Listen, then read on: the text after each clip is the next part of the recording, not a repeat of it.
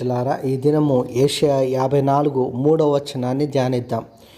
కుడివైపునకును ఎడమవైపునకును నీవు వ్యాపించదవు, నీ సంతానం అన్యజనముల దేశమును స్వాధీనపరచుకొనును, పాడైన పట్టణములను నివాస స్థలములుగా చేయును.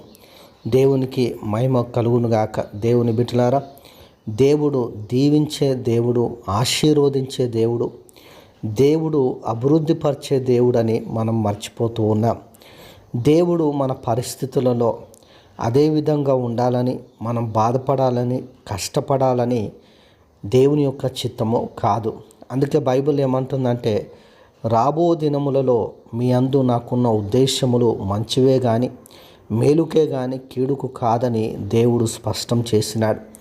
కాబట్టి దేవుని బిడ్డలు పేదరికంలో నలిగిపోవాలని, పరిస్థితులలో వేదన చెందాలని దేవుని చిత్తం కాదు. దేవుడు ప్రతి పరిస్థితి నుండి పైకి తీసుకొచ్చి తలగా ఉంచాలని దేవుడు ఆశపడుతూ ఉన్నాడు. దేవుని బిడ్డలారా, చాలాసార్లు దీంపబడిన వారిని చూసి మనది అసూయ చెందుతూ ఉంటాం, కానీ అది మంచిది కాదు. దేవుడే వారిని ఆశీర్వదించి వారిని దీవిస్తాడు. దేవుని వాక్యములు మనం చూస్తూ ఉన్నాం. దేవుని బిడ్డలారా, కుడివైపునకును ఎడమవైపునకు నీవు వ్యాపించదవు, నీ సంతానం అన్యజనముల దేశమును స్వాధీనపరచుకును, పాడైన పట్టణములను నివాస స్థలములుగా చేసేదవు. ఎంత గొప్ప విషయం!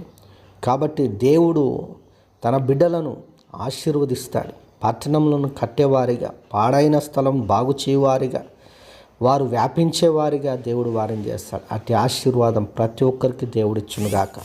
ఆమేన్.